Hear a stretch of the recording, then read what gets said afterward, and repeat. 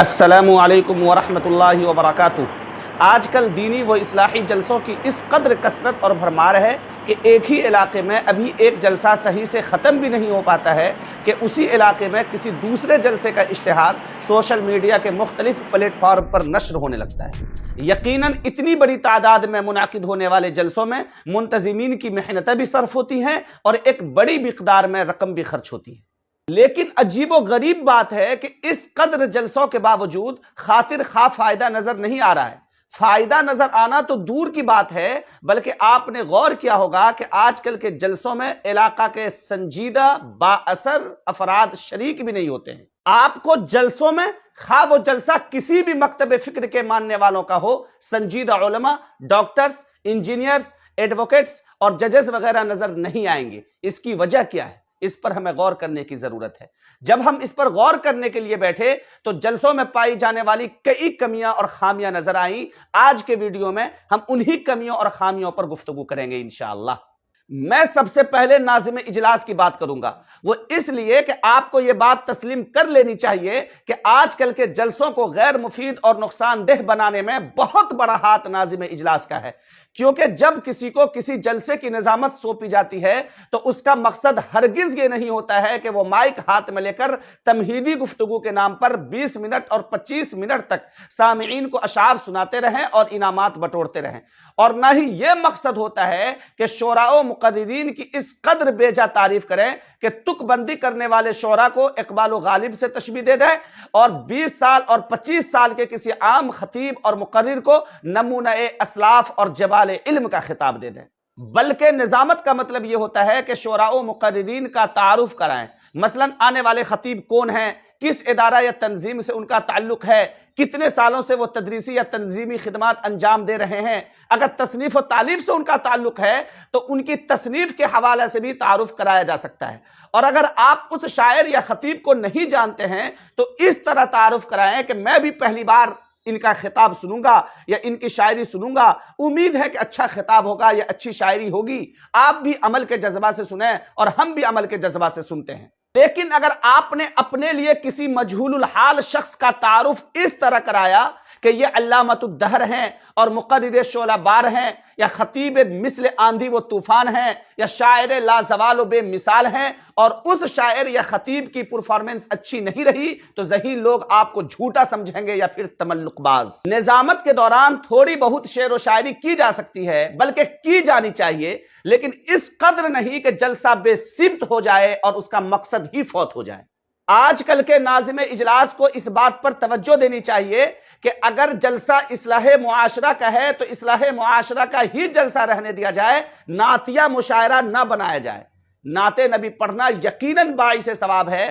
سننا یقیناً ثواب کا باعث ہے، لیکن اس سے آج کل معاشرہ کی اصلاح نہیں ہو سکتی۔ عموماً یہ دیکھا جاتا ہے کہ اصلاح معاشرہ کے اجلاس میں بھی علماء کرام کو 12 بجے یا 1 بجے رات کے بعد ہی موقع ملتا ہے، جب لوگوں کو نیند آ رہی ہوتی ہے۔ اس وقت وہ عوام کو کیا پیغام دیں گے؟ نتیجتاً جلسہ کا مقصد ہو ہلہ ہی بن جاتا ہے۔ ناظم اجلاس کے مین لیڈر ہوتے ہیں، وہ اگر اللہ کے لیے جلسہ کو با مقصد بنانا چاہے تو اس کے لیے کوئی بڑی بات نہیں ہے، خاص طور سے وہ مشہور نظماء جو ہندوستان بھر میں جاتے ہیں، اس کے لیے تو اور بھی آسان ہے۔ دوسرے نمبر پر ہم شعراء کرام کی بات کریں گے، کیونکہ آج کل کے جلسوں کو شعراء کرام نے ہائی جیک کر لیا ہے۔ ان کا معاملہ کچھ عجیب و غریب ہے۔ وہ دینی اسٹیج پر گانوں کے دھن پر نعت پڑھتے ہیں، عوام سے کبھی ایک ہاتھ اور کبھی دونوں ہاتھوں کو لہرانے کا مطالبہ کرتے ہیں، بار بار انعامات کی بھیک مانگتے ہیں جس کو وہ دعا سے تعبیر کرتے ہیں، ہر شعر کے بعد 2-3 منٹ ضائع کرتے ہیں، جب تک مائک ان کے ہاتھ میں رہتا ہے مائک آپریٹر کو پریشان کیے رہتے ہیں،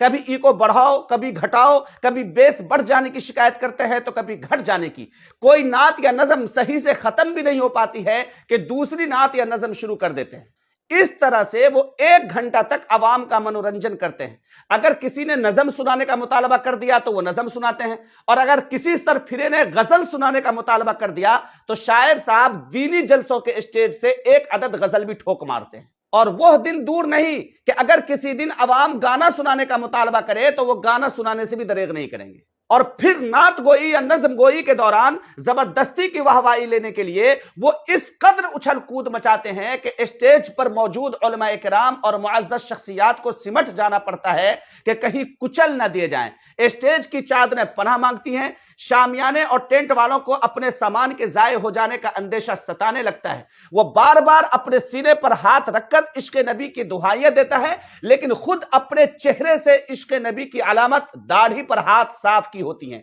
اور پھر اگلے رات کسی مشاعرے میں عشق نبی کو طاق پر رکھ کر کسی محبوبہ کے زلفے پرپیچ میں الجھے ہوئے نظر آتے ہیں۔ ان سب وجوہات کی بنا پر نہ صرف جلسہ کا نام بدنام ہو رہا ہے، بلکہ مسلمانوں کے ہاتھ سے اصلاح معاشرہ کا ایک بڑا پلیٹ فارم چھنتا ہوا نظر آ رہا ہے۔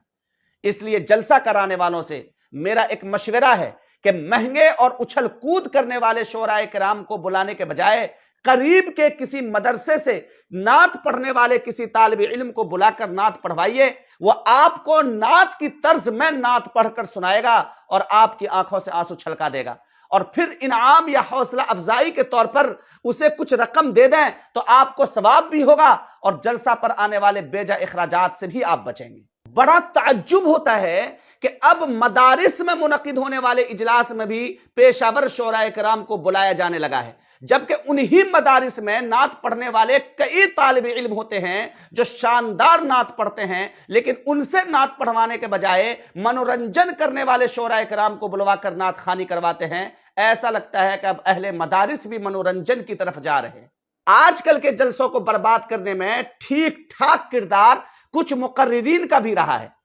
کچھ لوگ انہیں پیشہ ور کہتے ہیں، اور پیشہ ور سے ان کی مراد وہ لوگ ہوتے ہیں جو باضابطہ ریٹ فکس کر کے جاتے ہیں، اور اس سے تھوڑا بھی کم پر اگر کوئی بلائے تو جانے سے انکار کر دیتے ہیں۔